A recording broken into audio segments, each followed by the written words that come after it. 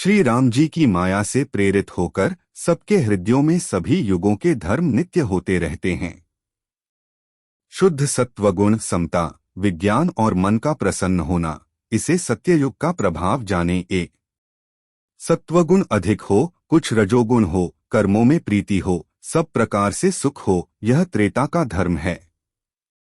रजोगुण बहुत हो, सत्वगुण बहुत ही थोड़ा हो, कुछ तमोगुण हो, मन में हर्ष और भय हो, यह द्वापर का धर्म है। तमोगुण बहुत हो, रजोगुण थोड़ा हो, चारों ओर वैर विरोध हो, यह कलियुग का प्रभाव है। पंडित लोग युगों के धर्म को मन में ज्ञान पहचान कर अधर्म छोड़कर धर्म में प्रीति करते हैं। जिसका श्री रघुनाथ जी के चरणों में अत्यंत प्रेम है, उसको कालधर्म युग धर्म नहीं व्यापते। हे पक्षीराज, नट बाजीगर का किया हुआ कपट चरित्र इंद्रजाल देखने वालों के लिए बड़ा विकट दुर्गम होता है, पर नट के सेवक जम्भूरे को उसकी माया नहीं व्यापती। श्री हरि की माया के द्वारा रचे हुए दोष और गुण श्री हरि के भजन बिना नहीं जाते। मन में ऐसा विचार कर सब कामनाओं को छोड़कर निष्काम भाव से श्री राम जी का भजन करना है पक्षीराज। उस कलिकाल में मैं बहुत वर्षों तक अयोध्या में रहा।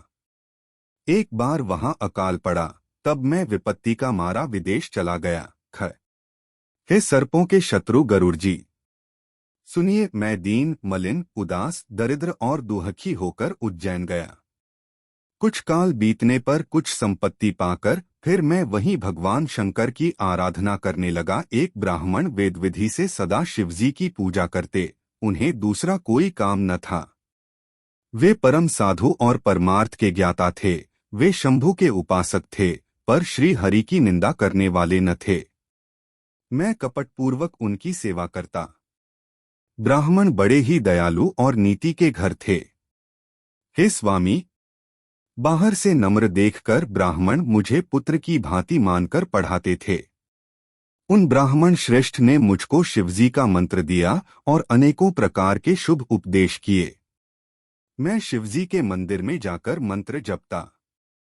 मेरे हृदय में दंभ और अहंकार बढ़ गया। मैं दुष्ट, नीच जाति और पापमयी मलिन बुद्धि वाला मुहवश श्री हरि के भक्तों और द्विजों को देखते ही जल उठता और विष्णु भगवान से द्रोह करता था। गुरुजी का अपमान एवं शिवजी के शाप की बात सुनना। गुरुजी मेरे आचरण देखकर दुखित थे।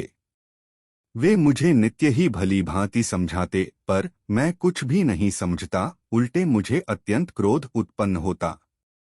दंभी को कभी नीति अच्छी लगती है।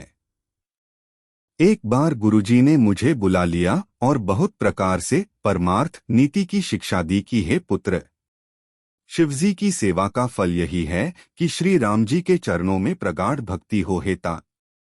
शिवजी और ब्रह्मा जी भी श्री राम जी को भजते हैं, फिर नीच मनुष्य की तो बात ही कितनी है। ब्रह्मा जी और शिवजी जिनके चरणों के प्रेमी हैं, अरे अभागे, उनसे द्रोह करके तू सुख चाहता है। गुरुजी ने शिवजी को हरि का सेवक कहा। यह सुनकर हे पक्षीराज, मेरा हृदय जल उठा। नीच जाति का मैं विद्या पाकर ऐसा हो गया जैसे दूध पिलाने से सांप अभिमानी, कुटिल, दुर्भाग्य और कुजाति में दिनरात गुरुजी से द्रोह करता। गुरुजी अत्यंत दयालु थे, उनको थोड़ा सा भी क्रोध नहीं आता। मेरे द्रोह करने पर भी वे बार बार मुझे उत्तम ज्ञान की ही शिक्षा देते थे। नीच मनुष्य जिससे बड़ाई पाता है, वह सबसे पहले उसी को मारकर उसी का नाश करता है।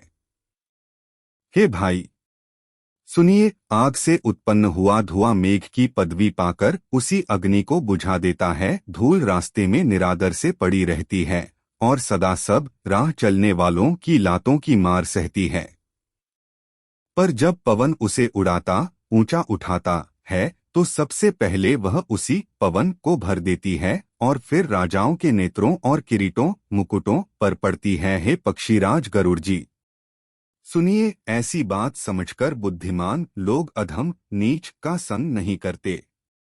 कवि और पंडित ऐसी नीति कहते हैं कि दुष्ट से न कलह ही अच्छा है, न प्रेम ही साथ है गोसाई। उससे तो सदा उदासीन ही रहना चाहिए। दुष्ट को कुत्ते की तरह दूर से ही त्याग देना चाहिए। मैं दुष्ट था, हृदय में कपट और कुटिलता भरी थी। इसलिए यद्यपि गुरुजी हित की बात कहते थे, पर मुझे वह सुहाती न थी। एक दिन मैं शिवजी के मंदिर में शिवनाम जप रहा था। उसी समय गुरुजी वहां आए, पर अभिमान के मारे मैंने उठकर उनको प्रणाम नहीं किया। 106 क